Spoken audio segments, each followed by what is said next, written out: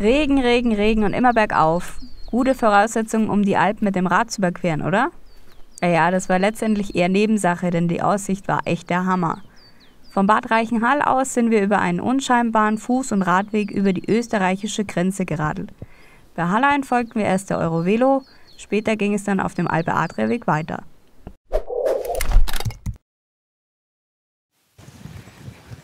Voll überraschend. Ja. Da steht Staatsgrenze. Noch viel früher als wir erwartet haben. Einfach so passiert.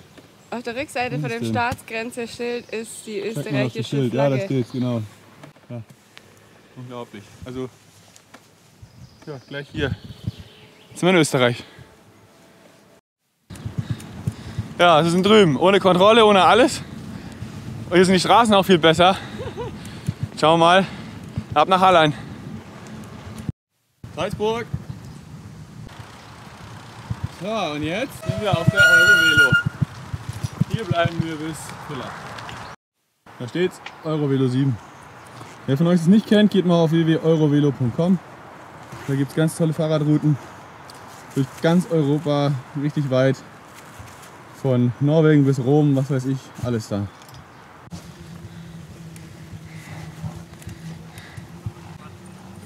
Servus. Oh Gott. Hochgekämpft.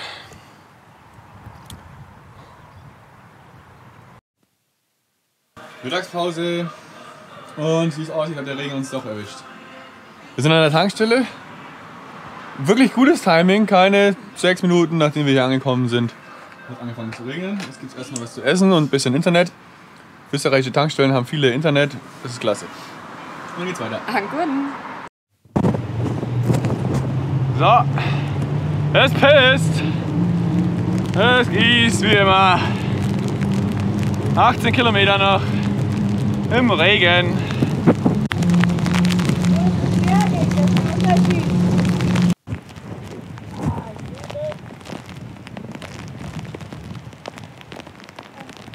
Das ist ein Superman-Umhang, ja? Superwoman. Ja. Super Mini. Auch fast nicht, weil die Brille so schlecht und macht es. Ja, das ist Adventure. That's real adventure. Ja. Falls sich jemand fragt, warum ich nicht meine Regenhose anziehe. Nein! Da läuft die Suppe drinnen, da ist mir heiß. Das geht nicht. Ja, das Tolle ist ja, wir haben hier zwar holländisches Wetter und ein bisschen holländischen Wind, aber tolle italienische Temperaturen. Also es ist schon ziemlich warm. Ja, und es geht immer bergauf. Ja, da wird einem noch viel wärmer. Oh, Alter, hier geht ein Wind.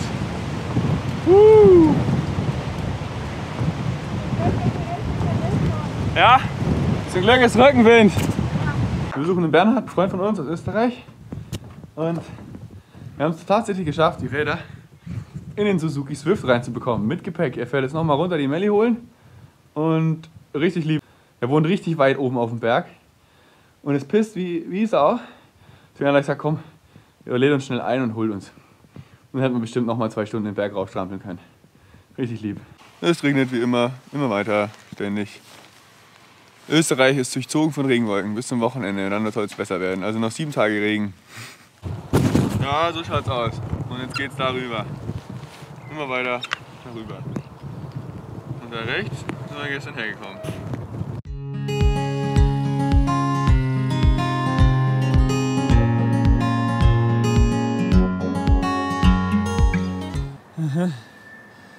Da unten waren wir. Ja, da geht's weiter.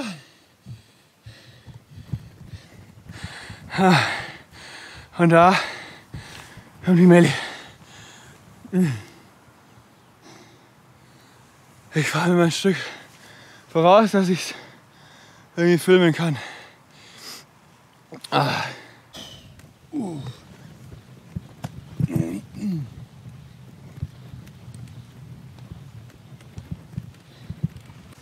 Wow, super Mini.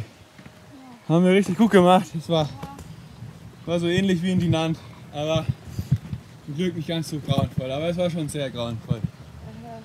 Aber das Gefühl, wenn du oben bist, Hammer. Das waren jetzt echt, ich habe drauf geschaut, 110 Höhenmeter. Ganz da unten waren wir. Wahnsinn.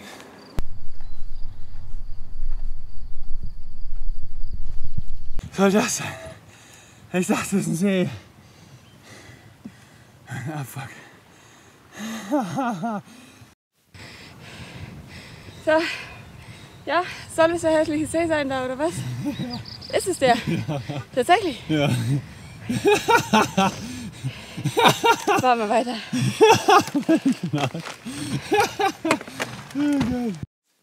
Der schöne blaue See, der auf der Karte so toll aussah.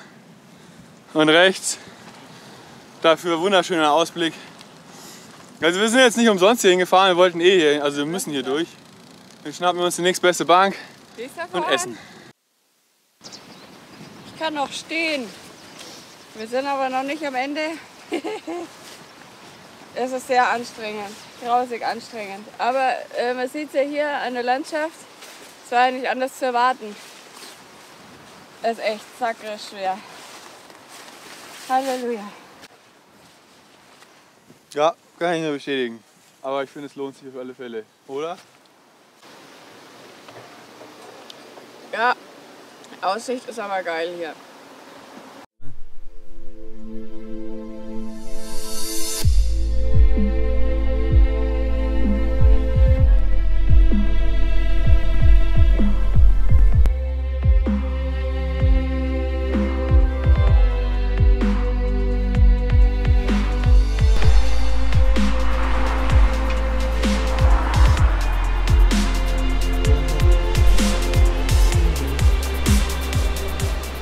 Da würde ich jetzt gern baden. Da drüben, da ist so ein Baum, da kann man wunderbar, da ist keine Strömung. Das wäre geil. Wer unsere Motorradfilme gesehen hat, wir waren mal in Rumänien auf so einer Brücke und da haben die Bungee-Jumping gemacht. Von hier oben. Das war aber ungefähr doppelt oder dreifach so tief. Das war richtig gruselig. So, wir haben heute genug gemacht. Und da ist jetzt ein Tunnel, es gibt eine Umfahrung von dem Tunnel. Früher gab es die mal, es ist eine alte Landstraße. Die ist jetzt mittlerweile völlig verfallen. Hier bin ich jetzt zum Ende gelaufen und habe eine tolle Stelle gefunden, wo wir schlafen können. Und die fahren wir jetzt mal.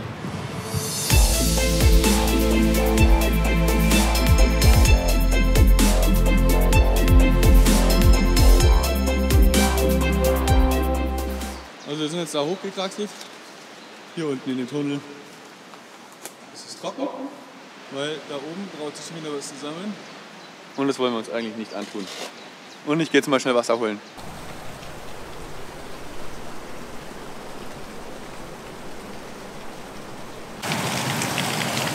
Also hier ist es ganz schön siffig. Es spritzt ziemlich rum.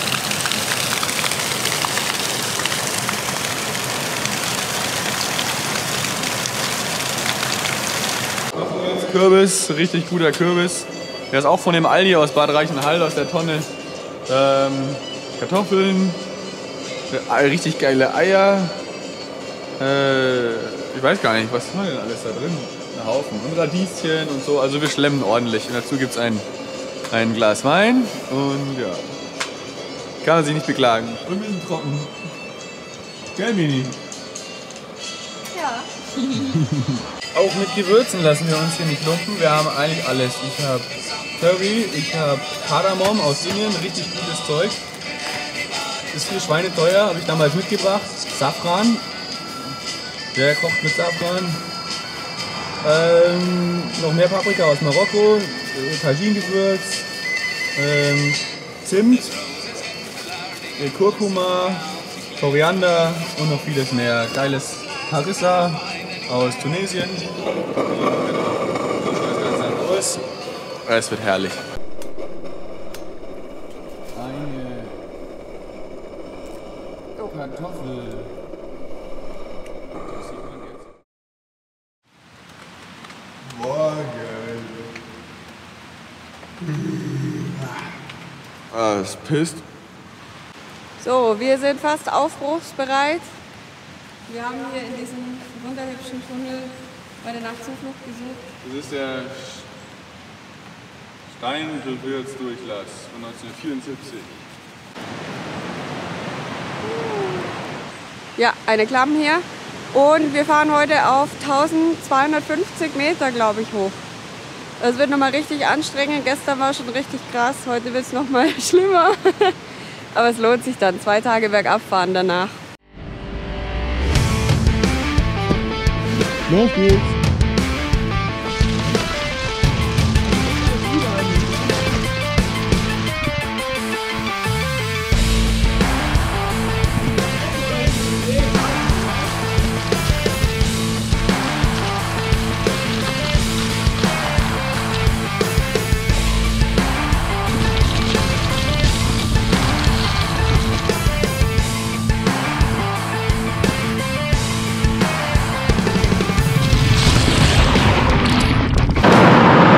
Fahren ist schrecklich! Richtig romantisch hier! Wir sind gerade in den Tunnel gefahren und da war kein Licht und mit Bewegungsmelder werden hier richtig coole LEDs angemacht. Ich komme mir vor wie ein Museum. Das ist auch so wie so Fake-Stein an den Wänden. Sieht alles gar nicht echt aus. Wir haben es durch den Tunnel geschafft, es war ganz schön grauenvoll laut. Nächstes Mal nehme ich Ohrenstöpsel. Also es war wirklich fürchterlich. Und ja, waren ungefähr 2 Kilometer. Beide Tunnel zusammen. Boah, ich bin halb taub. Aber dafür ist es hier schön. Wir sind schon wieder am Wiegen. Wir haben hier ein Kieswerk oder sowas gefunden. Beton. Ja, geil. Danke.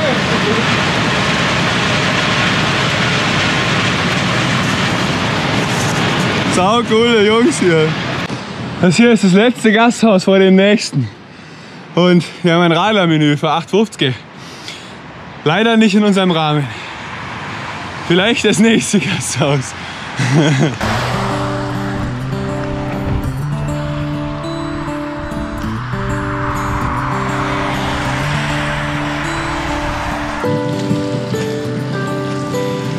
Das ist jetzt Dorfgastein.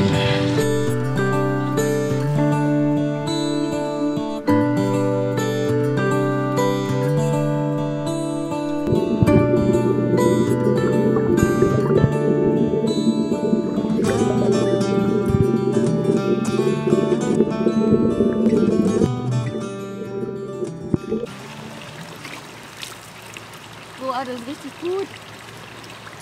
Toll, hier in Österreich haben die immer wieder diese Trinkwasserstellen. Ja, voll super. Und ganz viele Kneippbecken auch. Das finde ich richtig gut, weil da kann man sich hier die Füße auch richtig gesund durchlatschen. Gleich hier. Gleich hier daneben. Das ist dazugehörige Kneippbecken. Das Wasser von da fließt da rein und dann kann man gleich weiter kneipen. Und sogar sitzen mit schöner Ausblick, also so richtig cool. Jetzt füllen wir erstmal die Flaschen nach. Ja, das könnte man in Deutschland auch öfter machen, Trinkwasserstellen. Aber hier ist halt auch wirklich die Bergquelle, das ist richtig geiles, schönes, gutes klasse. Wasser. So, um das mal kurz zu verdeutlichen, wir sind jetzt irgendwie hier. Da sind wir hergekommen. Jetzt geht's nach Bad Hofgastein, dann nach Bad Gastein und dann, wo ist es? Börgstein, da hinten. Und dann da hoch und das sind irgendwie so 1250. Und da ist dann irgendein Zug, weil man da nicht mehr weiterkommt. Das ist Sackgasse, also das Ganze ist hier Sackgasse, man kommt dann nicht mehr weiter. Und da oben geht's dann durch den Berg rüber und auf der anderen Seite bei Kärnten wieder runter. Jetzt haben wir uns auf 1100 hochgequält. Und jetzt fehlen noch 100 Höhenmeter, dann sind wir in Börgstein.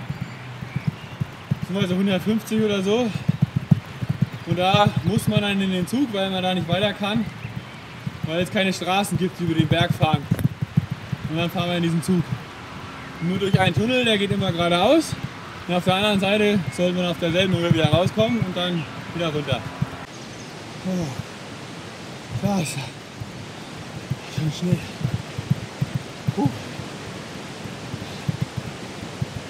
Alpenüberquerung.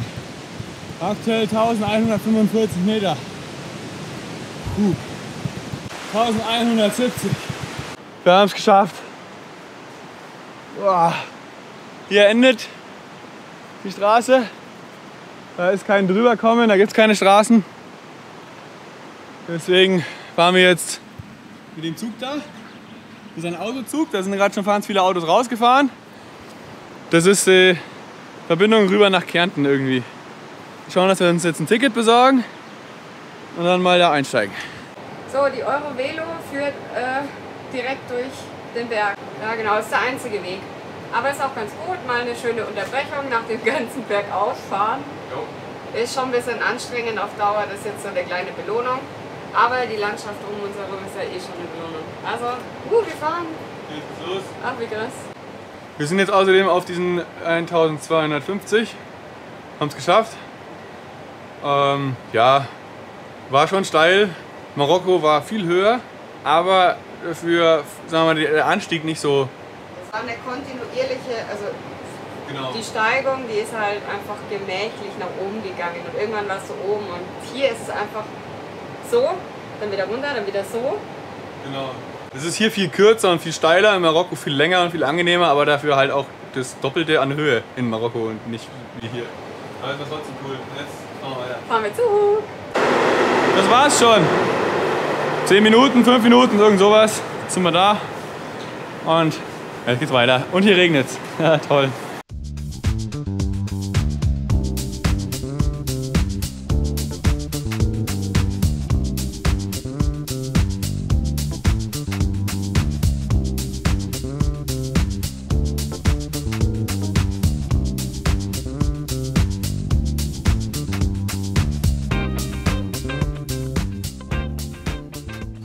Kurze Zwangspause, weil uns sonst die Felgen heiß laufen. Also sie sind schon ganz schön warm. Also ich kann jetzt nicht länger als so hinfassen.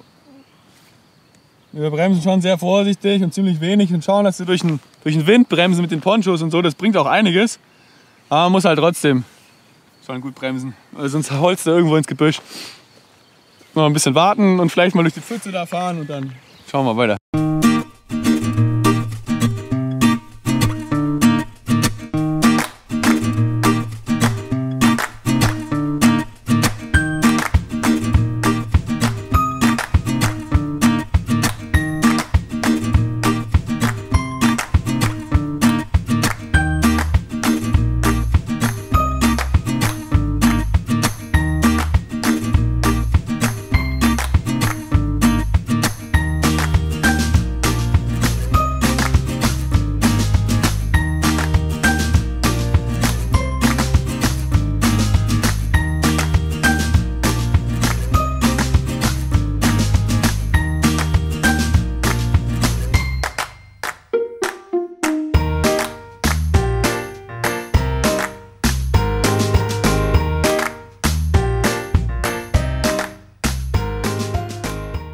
Abfahrt Richtung Villach.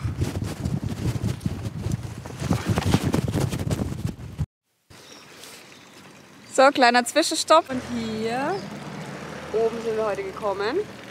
Hier am Fluss entlang. Und hier befinden wir uns momentan. Wir haben die Alpen schon überquert. Und wir fahren weiter hier Richtung Möllbrücke. Und dann sind wir auch schon bald in Villach. Ich Ja, glaube, noch es sind 60 Kilometer bis Villach. 60 Kilometer. Schaffen wir heute, kein Problem. Jo. Wir haben jetzt gewechselt. Seit ein paar Kilometern von der Eurovelo runter auf den Alpe Adria Radweg, der jetzt nach Villach geht. Und ja, schon noch ganz schön hügelig, aber geht schon. Wie man sieht, gießt es da vorne in Strömen. Wir werden uns jetzt den nächsten Unterstand suchen, Mittagspause machen und schauen wir mal, vielleicht warten wir es ab. Wir haben jetzt erstmal genug vom Regen. Mittagspause im Bushäuschen. Wir sitzen vor einem österreichischen Supermarkt und machen jetzt eine Bierverkostung, weil wir uns überhaupt nicht auskennen. Wir können ja mal sagen, wenn einer von euch Österreicher ist und sich da auskennt mit dem Biers, was da am besten ist. Wir haben jetzt, Pittinger Märzen, wir haben Pittinger Schankbier, wir haben Gambrinus Bier und wir haben Landgraf Schankbier. Es sind alles nur helle, weil wir keinen Pilz mögen. Und genau. Stiegel und Gösserbier kennen wir schon. Das kennen wir, deswegen haben wir es nicht gekauft. Wir haben jetzt bewusst neue probiert. Wir kennen ein paar österreichische Biere, aber Wir probieren jetzt mal ein paar Budget-Reisebiere, die wir noch nicht kannten. Und genau, wir können euch mal Tipps geben. Wahrscheinlich sind wir aber schon aus Österreich raus, wenn ihr das Video seht. Aber trotzdem ist gut. Und jetzt gibt es Tzatziki mit Brot und dann schauen wir weiter. So, wir sind jetzt vorgestern in Villach angekommen, haben gestern einen ganzen Tag Pause gemacht, beziehungsweise eigentlich nur gearbeitet. Haben ja, Sachen nachgeholt, die man ohne Internet nicht machen kann und ohne Strom. Also haben wir es richtig ausgenutzt. Heute geht's weiter und zwar Richtung Udine, nach Italien. Italien, nächste Grenze. 30 Kilometer? Ja. Haben wir jetzt mal nachgefragt hier. 30 Kilometer bis zur italienischen Grenze und dann schauen wir weiter. 200 Höhenmeter noch nach oben und dann sollten wir es geschafft haben und dann haben wir dann schon das nächste Land erreicht. Jo, los geht's. You like our work? Become a patron and get your hands on exclusive Patron-only content. Now on patreon.com/vagabondsworld.